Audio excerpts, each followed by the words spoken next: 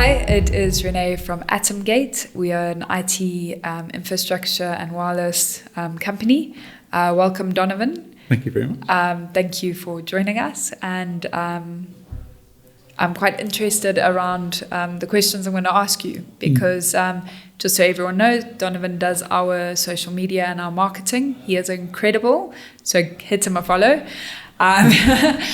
But we were chatting, so we're in cybersecurity, Donovan's in marketing, and how that actually it works together. So we wanted to talk about how you are managing your social media accounts, how secure they are, what issues you've gone through with other clients. So Donovan, what can you share with our listeners about how to actually lock down their social media accounts? Cool. So it's interesting. So social media have been quite big on the two-factor authentication, which you've spoken about in the past. Yeah. And that people try and resist on social media for some reason.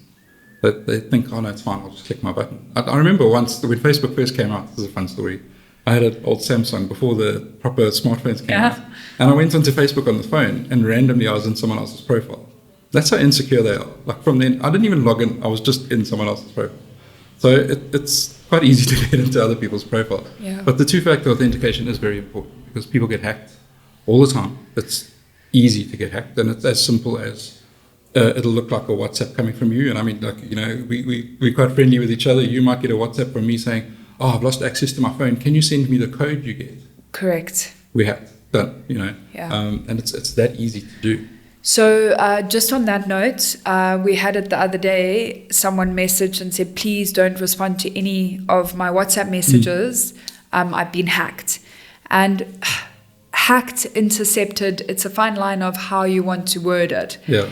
And so I sent everyone a video of how to actually put their two-factor authentication on their WhatsApp. Yeah. Because most people don't know they need to do that as well.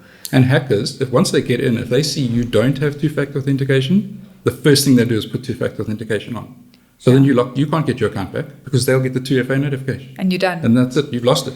And Meta, they won't entertain anything. You're done. That account's gone. They will not entertain it at all. So if they've got two-factor authentication, you're stuffed. It's gone. So if you've set up a business account and you've been running it for 10 years, you can lose all of that. The whole thing. And I've had it with businesses where they actually still had control of their account. But what had happened was they had lost control of the ad account because someone had hacked a person. The hacker then got access to the business account, ran an unsavory ad. And unsavory ad, I don't even want to mention what it was. It was really bad. That Facebook then said, okay, well, no more ads for you. This is now low level. They didn't even block ads. So now we couldn't run ads on it. I even got hold of Facebook support, had a conversation with a human being, and they said, no, nothing you can do. Their whole page, all the following, just had to be deleted and gone. And start again. Start the whole new thing again. So, I mean, you're losing like tens of thousands of followers just because of one thing you didn't one install. Little gap. Yeah. And that's, I mean, building up that amount of followers takes years and years and years of work. And it's all gone. Everything. Because of just one person not being secure on their Facebook. Yeah, and then you got Instagram and all of that as well. Yeah. So I think as you say, some people think it's never going to happen. No one needs my data. No one needs my social media. And that's the thing. I mean, look at how many podcasters there are now who want the following, who want the numbers. Yeah. And are just going and taking it. Yeah, and attention. I mean, attention is currency now. That's what we try and do. And it's so quick to go, hey?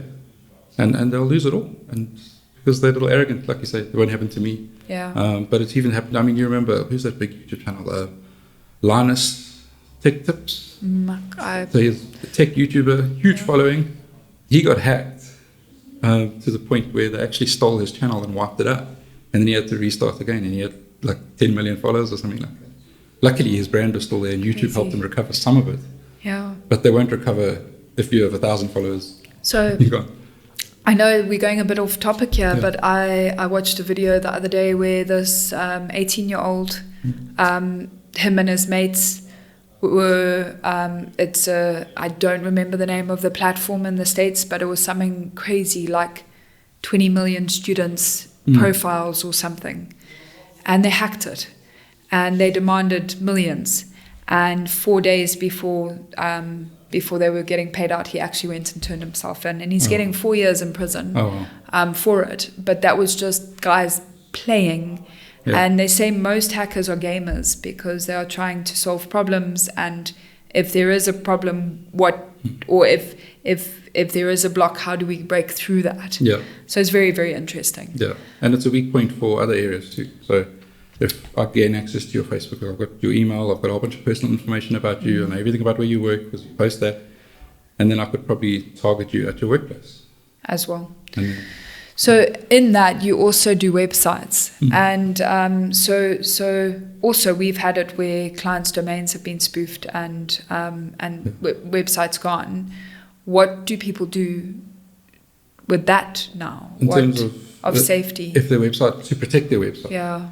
So what I do is I build on one platform. So I mean, that's WordPress for me. Yeah. It's like the majority of websites in the world now are built on WordPress, which is a pro and a con. Because it's a con because it's open source software and everyone can see what it is. But it's a pro because that means there's enough people looking after the security of it as well. Okay. So we have these the bad actors and the good actors. But at least I know that if there's a paid tool, like a security tool that I can put in there. And my websites have been relatively secure. I have had websites hacked in the past. Yeah. Which was actually the host. And when I changed host, that stopped happening. Okay. Because they got in through the back end. The back end. There's always an open door somewhere. Yeah, always. And it's a risk. And I tell everyone, all my clients, look, we're putting up a website. There's a risk of it happening. But what I do is I keep local backups as well. So if someone ever says, hey, my website's been hacked, I'll just delete everything, change all the passwords, upload the backup, and then we're done. Okay. But now with hacking on websites, it's very interesting. They don't actually hack. Like one of what they do is SEO stuff. I don't know if you've seen this. So you can go onto Google and you type site : put your website there. And it'll give you every page on your website that Google has indexed. Okay. Invariably, depending on the size of your site, you'll have 5 or 6 pages of Google stuff. But if it starts going into 20 or 30, unless you're an e-commerce brand, then you go to those end pages and you'll see a lot of like Japanese or Chinese writing, then they've hacked it for SEO. And if you click any of those links, it'll go to some random e-commerce store. But they're actually hacking it just to piggyback off your domain for SEO purposes that they're selling to someone else. It's quite weird. It seems a little innocent, actually, but it's like... But it's still, it's invasive. Yeah. It is invasive. And they can do anything. And then they can steal personal information and all that other stuff, which I don't like to do. I don't keep anything on the website itself. Just for POPIA purposes. As well. Yeah. And then the other topic I wanted to talk on was putting data online and also people sharing things in public spaces. Yeah. So I know this is a bit of we've spoken about schools and POPI and governance and all of this. And let's say that we at an event and now all the photos of children are put on someone's website. Yeah. And they're doing a live stream at a school event, and now I don't have any of my kids on social media, but now I see my kids on social media. Yeah. How do I remove that? How do I go, I haven't allowed this, they've done it. What leg do I have to stand on actually? Because once it's online, it's online. And it's weird because the balance of power is not in your favor. Because even if you know the person, so let's say we're at something together and I'll take a general photo and your kid's in the back. Correct. And if you know me, you can contact me and say, take it down. Yes. But the other risk is that even though I've put it up for 20 minutes, someone else may have downloaded that photo or that video. Yeah. And then they can use it for whatever, because it's out of our control. But I did it the other day. So a simple example, one of the schools near my house, they put videos up of a war cry. It goes viral. And the joke is at the school that they tell the children that if you don't go wild enough, then Drake will unfollow you. That's how far they've gone. Okay. So they use it to their advantage. It's a good marketing tool for the school. Yeah. But someone has downloaded that video and used that video. They have an Instagram account that's a very race baiting account. It's a very negative kind of thing. And used this video of these children in a negative light. Okay. Now, they don't know it's there. But we've somehow come across it because that's the algorithm. And even though I know, okay, my kid might be in that video, you go through the reporting options, and there's no quick reporting option for something like that. Okay. There's no quick reporting option on Meta for you to say they're misusing an image of a child. Yeah. It's, okay, they have sexual exploitation, that's quite quick. But this isn't sexual exploitation, this is just using photos of children for other things. Yeah. So eventually you click and you click and you click and you get to the help center and you click and you click and you click and you get to a form that you fill out. And then they say you have to go through that video and show your child, Yeah. and then prove that you are the parent. Now think about all this personal information, all the steps you have to go through to get this thing removed, but someone else can just download a photo and share your child Without consequence, and then you have to do all the work to prove it.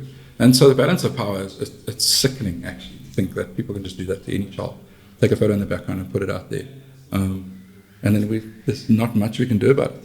So we have to be a bit vigilant. Look, I don't want us to walk around balaclavas on our children, that's a bit but much. Aware. But I mean, we have to be quite aware of it, especially at school events. And what permission do we give the schools to put photos of our children on? So we have to be aware of that and make sure they know. I know that ours is a lot of feet and hands and non-identifiable. 100%. Is great. Yeah. And it just, but I think even in work environments, you go, especially for staff who are drinking or going out or anything like that. Again, it's just being aware of what's getting posted online. It isn't in the day where we had no photographs and the evidence is not there. I'm so grateful I'm in my 40s and wasn't around then, because that was correct. Crazy. Yeah. Like there's actually no evidence of us when we were in our 20s and misbehaving. But the thing is, the evidence is there now, and it can be used against you. Which so again, it's just being more aware of where you place yourself. And children and private information. I know that there's a board behind me that you have wiped clean because there was information on it. And I mean, you're thinking of that, so you know it. Like anyone could read a word back there and Google it or find stuff. Yeah. And it's very important that we are mindful of what content we're putting out there. That we're sharing. Yeah. So, but thank you for your time. And Donovan is amazing. So if you need website, social media, marketing, call him. He can put his link in here. And then around cybersecurity, safety, IT audits, security audits, or even if you just need your machine looked at, again, give us a call. Thanks so much. Thanks, Donovan. Greatly appreciate you jumping on with us today. Anytime. And have an amazing day. Thank you. Thanks, hey. Bye. Yep.